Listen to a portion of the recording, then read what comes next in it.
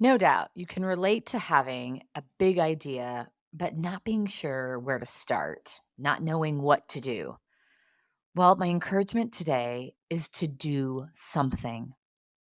Several months ago, I released a leadership book based on the first year of stories from this podcast.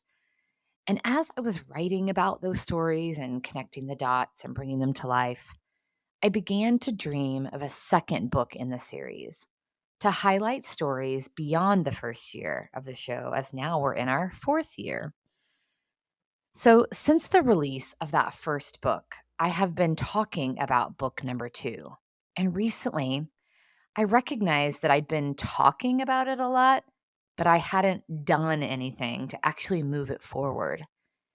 And I didn't know where to start, but I decided to do something. So, I opened a Word document and started to write, to create an outline. And after a few minutes of open mind, open heart, the outline really flowed well. And so then I felt inspired to reach out to a leader who will be highlighted in the book. And she responded right away with so much enthusiasm. And that was motivating. So I set a meeting to dive into and formulate the idea more fully with her. And then, feeling like I was on a roll and having some confidence, I reached out to my publisher, shared the idea with her, and scheduled time to process.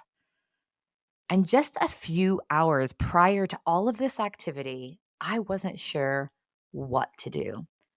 But somehow I'd started and I had gotten on a roll. As Walt Disney says, the way to get started is to quit talking and begin doing. Yep, it's that simple. Do something related to that big idea that you have. That's the way to get started. And just as my story highlights, doing one thing leads to doing another. What a great way to take care of yourself and ultimately each other.